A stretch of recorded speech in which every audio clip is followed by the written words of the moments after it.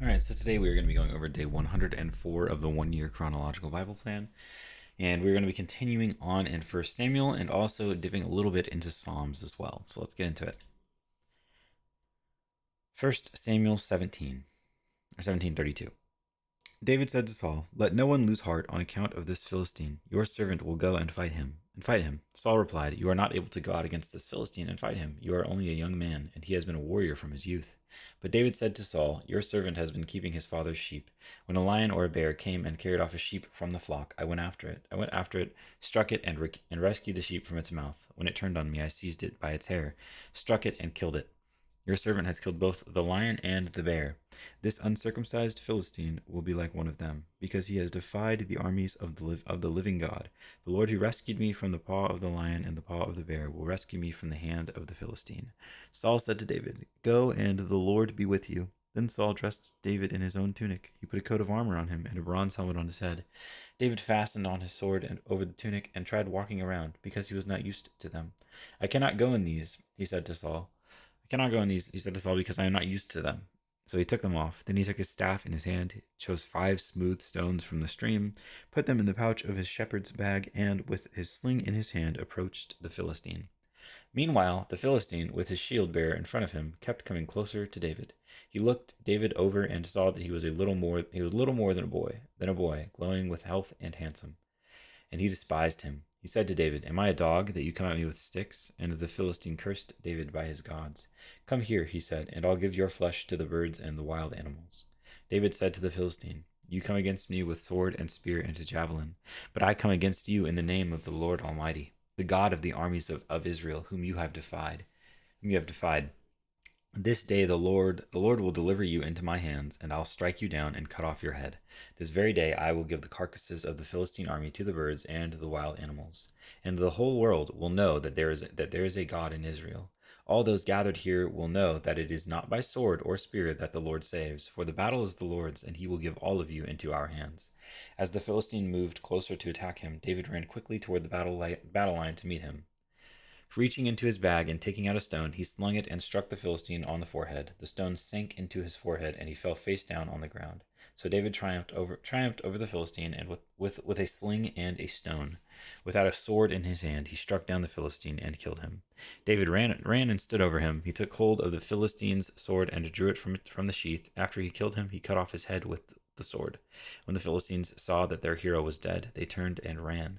Then the men of Israel and Judah surged forward with a shout and pursued the Philistines to the entrance of Gath and to the gates of Ekron.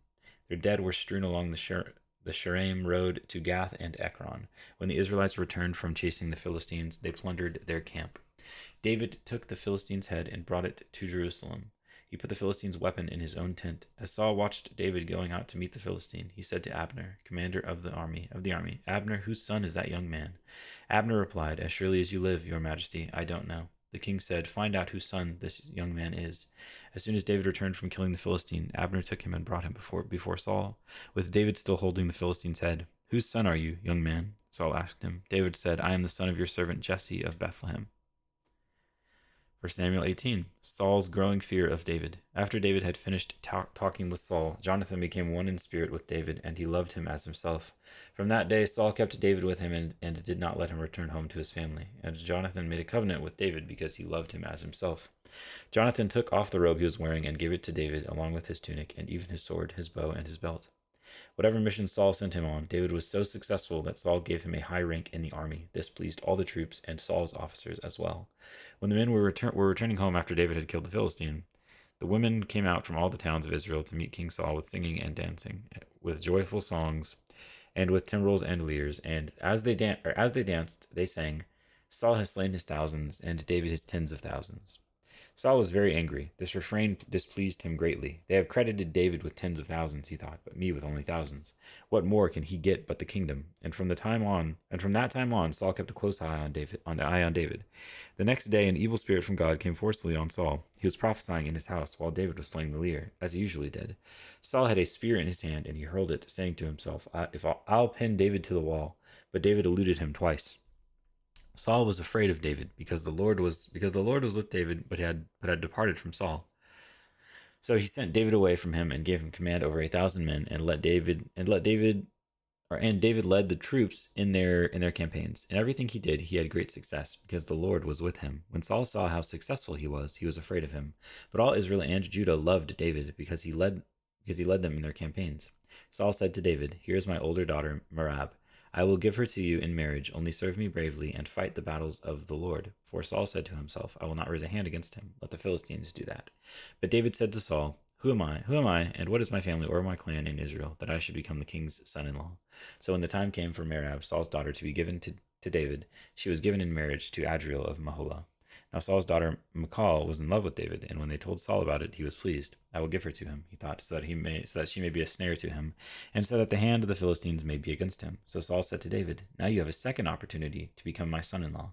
Then Saul ordered his attendants, "Speak to David privately, and say, 'Look, the king likes you, and his attendants all love you. Now become his son-in-law.'" They repeated these words to David, but David said, "Do you think it is a small matter to become the king's son-in-law? I am only a poor man and little known."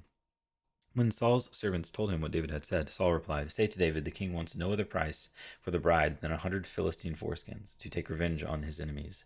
Saul's plan was to have David fall by the hands of the Philistines. When the attendants told David these things, he was pleased to become the king's son-in-law.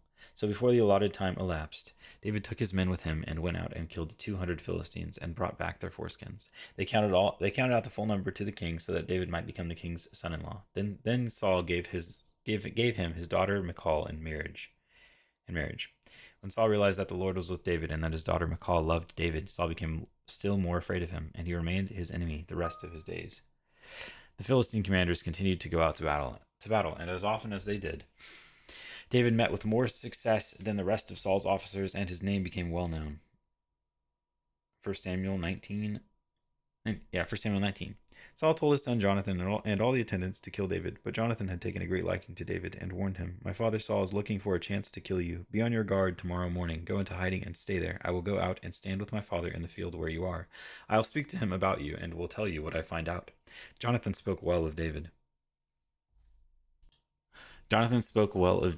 to Saul his father, and said to him, "Let not the king do wrong to his servant David. He has not wronged you, and what he has done has benefited you greatly. He took his life in his hands when he killed the Philistine. The Lord won a great victory for all Israel, and you saw it and were glad. Why then would you do wrong to an innocent man like David by killing him for no reason?" Saul listened to Jonathan and took this oath, "As surely as the Lord lives, David will not be put to death."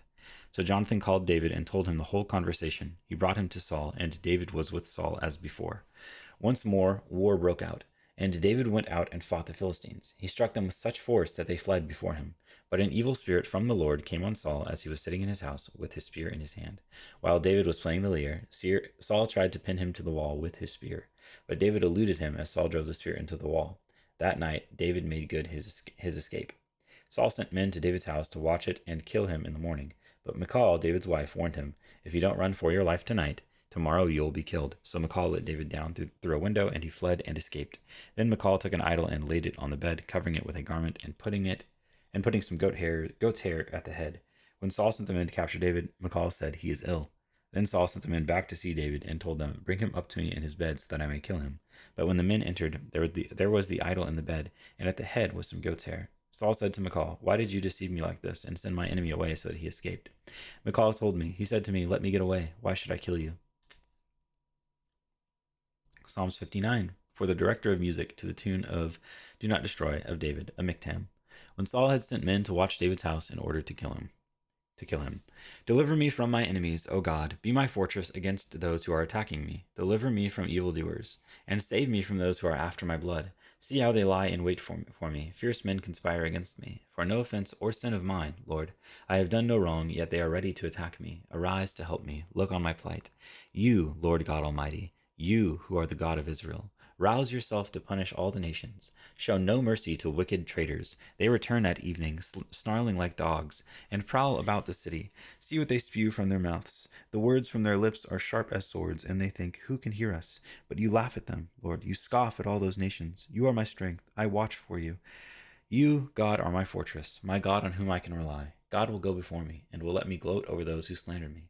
But do not kill them, Lord our shield, or my people will forget.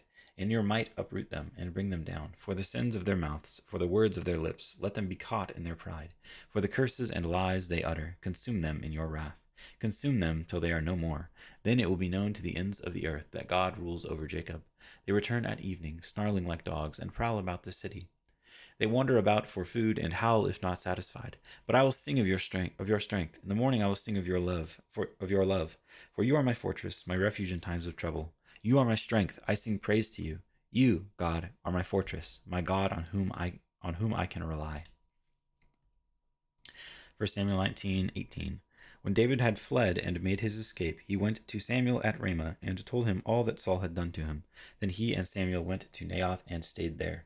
Word came to Saul, David is in Naioth at Ramah, so he sent men to capture him. But when they saw a group of prophets prophesying, with Samuel standing there as their leader, the Spirit of God came on Saul's men, and they also prophesied.